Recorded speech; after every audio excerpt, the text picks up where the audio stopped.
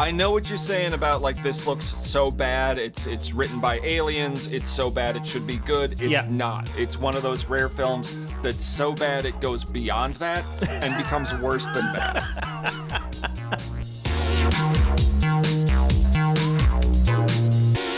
Hey everybody, welcome to the Trailer Hitch. What are we reviewing today? This movie, it's not a current film, and I told RJ about this film, and he's like, I've got to see it. It sounds amazing. And I was like, I know it sounds great. You must never see this film. When I heard about this film, the person that told me about it was like, you can never see it. And I was like, I've got to see it. And I sat down and watched it, and it is the goddamn worst. This film is called Tiptoes. Yeah. It came out in 2003. It's a romantic comedy. Yeah. With all sorts of people. See, everyone agrees that this is terrible. Yeah. But when you hear what happens in it, you're going to want to see it. Don't watch it. It's like the devil made this movie. Yeah. And people are warning you, like, listen, I know it's tempting, but you shouldn't do it. Your soul's going to suffer. We should say that Gary Oldman's in it. Yes. Matthew McConaughey's in it. Yes. Who else is in this? Peter Dinklage. Peter Dinklage is in it. Yeah. I think an Arquette's in it. This is a very decent lineup of people. Yes, it is. It's Gary Oldman. He played Winston Churchill and nailed it. Like, you can't top Gary Oldman. Yeah. Okay, so let me get back to the trailer here. It's in 4:3. Carol and Steven's life together was perfect. When I first clicked on this, I thought it was actually a commercial before the movie. Like that. It feels like a Lady Products commercial. All the flowers and some... It's going to change from a ladies commercial when she, like, unzips McConaughey's pants in a second. I've got to get going. Right this second. Whoa! All right. So, Beckinsale and McConaughey have a good thing going. At least they have a healthy sex life. They seem to be enjoying each other. There's one small problem. Hi, I'm Ralph. I'm his brother. So who's that guy? That is Gary Oldman playing a little person. He's doing the thing where he's on his knees. Why would he do this? He's playing the one small problem. Yeah, there's one small problem. It's Gary Oldman. I mean, he has the money and the fame to turn down, like, George Washington directed by Steven Spielberg. But this project he jumped on. Maybe he's a, big fan of Peter Dinklage. Or maybe he's good friends with the Dinklage. So I gotta ask, what is the proper terminology? Because I don't want to be offensive. Is it little person? I think they like to be called little people, yeah. Okay. I don't think this movie is here to poke fun at little people, but talk about taking roles away from people that need work. You know? Like, everyone's losing their shit when an Asian role goes to a white person. Yeah, I mean, now it's like, even if you're playing a gay role and you're not gay or trans and... Normally, I'd be for the best person for the part. Like, let Leonardo DiCaprio act like he's gay if that's what the part needs. Yes. Right? Mm-hmm. But in this case, I wouldn't want Leonardo DiCaprio to be a little person because it's wildly distracting. Yes, well, it's wildly distracting in that it's clearly he's on his knees. Like, it looks like when you pretend to be a smaller person by putting your shoes like underneath your knees. Like Dorf, yes. Right? Dorf from the 70s or whatever? Yeah, if you took Leonardo DiCaprio and then you did the trick like they did in Captain America where they made him look really scrawny by using CGI. Taking the original photography of Chris Evans, thinning him down and reshaping his entire body. Turn him into the proper size aspect ratio of the arms and legs. Of what, like of a little person? I mean, that would be less distracting, I think. Yeah, then, I understand what you're saying. If they CGI him to look like an actual small person. Oh, just wait. It's coming. Like, Gary Oldman's going to be sitting on a couch in a minute, okay. But he's not sitting on the couch. He's in the couch. Okay, all right. So... Twins. Are your parents, Yeah. It can tear them apart. I think you're gonna let me know that everyone in your family's a midget. Oh, they said the word. What'd they say? They said the word that you're not supposed to say. Why does Gary Oldman also have a hunchback? Maybe they threw that in there to throw you off. Is that where he's hiding his legs? Like they're tucked up behind his back? I think it's like, when a magician does something with the one hand. Oh, misdirection. Yes. So I'm looking at his hump and I'm forgetting about the fact that he's definitely not a little person. He's a midget. They're not midgets. Karen. So if you missed it, everyone, Matthew McConaughey and little person Gary Oldman are brothers. You see, on paper, sounds on paper, amazing. it's amazing. And Kate Beckinsale kind of doesn't know how to handle it. She's like, "Why didn't you tell me about about little person Gary Oldman?" You know, I still haven't seen this because you told me not to. But every time I see this, I want to see it. You can't ever see it. That's the problem. We shouldn't be doing this because people are gonna go and watch this after they see this review, and they're gonna be pissed. Okay, so let's keep going. It's Carol the Dwarfs. Whatever. Or bring them together. This is like a badly edited trailer. It is also a badly edited film. Everything about this film is terrible. The more it goes on to, the more you're gonna watch it. It's like the devil made this movie. Okay. Hey, welcome. I'm Steven. Ah, there you are. This is Steven's father, Bruno, and his mom, Kathleen. And over behind the bar is Steven's brother, Rolf. Hi. You could have prepared us for this, don't you think? I know. So, okay, here's where this hits a very weird line.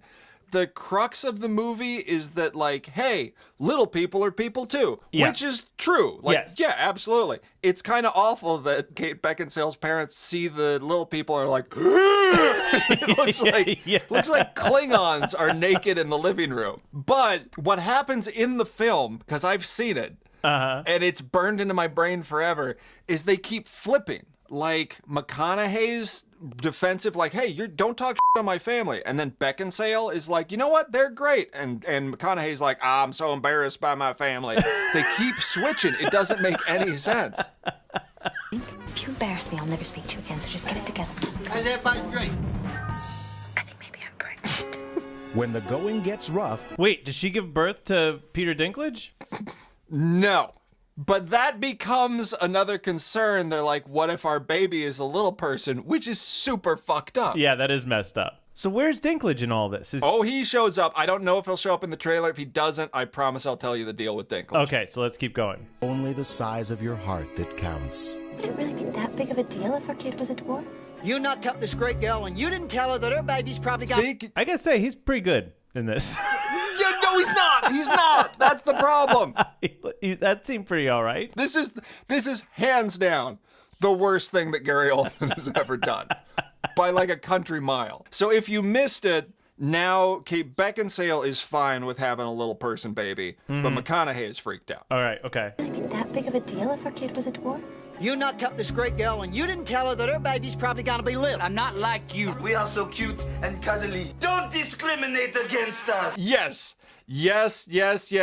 Dinklage is a French rock and roll little person. He pulls out a gun at some point in it. He gets drunk all the time. This sounds amazing. Everything on paper is incredible. It's the fucking worst. You know what's funny is that before we did this, you said, we're going to watch it, and all that's going to happen is you're going to say that you want to see it, and I'm going to say, no, you shouldn't. Yeah, I'm telling you. That's exactly what's happening. That's not going to stop. And that was what was... That's exactly what was told to me. I was watching it with my girlfriend at the time. I was like, please, you own that video, right? And she's like, yeah, but you don't want to watch it. She owned it? Yeah. And unfortunately, no one should ever buy this film because you'll have this exact problem over and over again. That poor girl had to watch that movie like 10 times because everyone insisted on watching it. Why didn't she throw it out? Because it's like some satanic product that you probably threw it away and it showed back up in the drawer in a cloud of brimstone. This film is evil. I'm ready for an adult relationship. What is this man doing in your bedroom?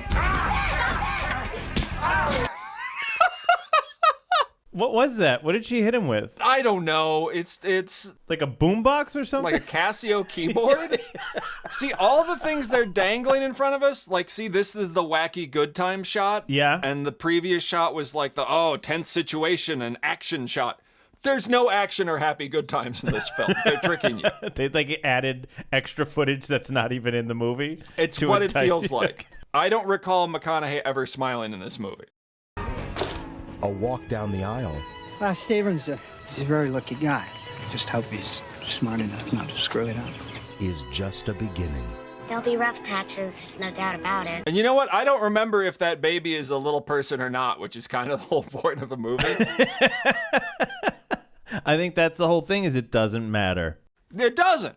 I got to point out, part of the reason I'm laughing through this when, like, Gary Oldman is getting hit and thrown around the room, I'm not laughing because, like, the guy's throwing a little person around. I'm laughing because Gary Oldman it's absurd. Yeah, this whole thing is absurd.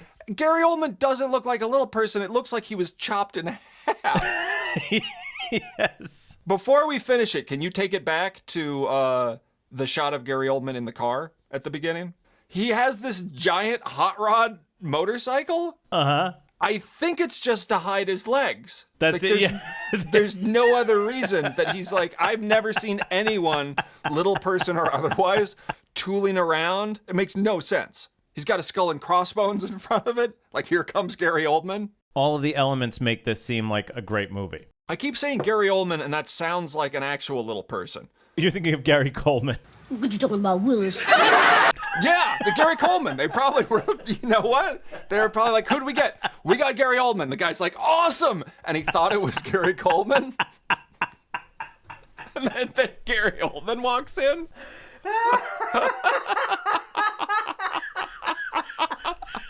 It's like, wait a minute, Mr. Oldman, I thought you were Mr. Coleman. Like, no, is there a problem? Like, no, we can make it work. You're a way bigger household name. Do you mind performing on your knees for months on end? Like, no, I was Sid Vicious. I can do anything.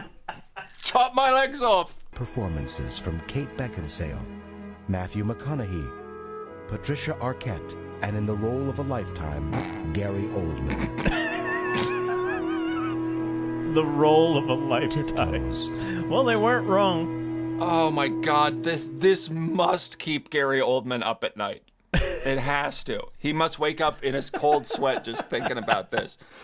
They put a wig on him and like these giant Coke bottle glasses. I think you're right. I think it's all just misdirection. I mean, on paper, this sounds like a home run 10 times over. Okay, so I can't guess at what happens in it, but I can tell you, Gary Oldman is the brother. Yeah. McConaughey's family is all little people. They go back and forth about whether that's a good thing or a bad thing. Right. Dinklage shows up as like the hard partying little person pal from France. Okay. Who's into crime and doing drugs and has a gun. I should just stop talking because it's encouraging people to see this film. When I was looking at the description, they said that he plays like a Marxist. I don't know that he was quoting Marx, but I blocked a lot of it out. Yeah, Peter Dinklage is a French Marxist who drinks morphine and screws Patricia Arquette. Yeah, that's correct. And again, it sounds phenomenal. Oh, somebody liked it. Tiptoes is an absolutely bizarre culmination of so many disparate elements, one would think it was the result of a mock conspiracy. What you talking about, Willis? That is the one good review. All the other ones are 1 star. Please believe me when I say I didn't laugh this hard during the actual film at all. It was just felt like a trip to the dentist, and I was desperate for it to be over the entire time. Oh, look, Corey Coleman. You think that's Gary Coleman's like brother?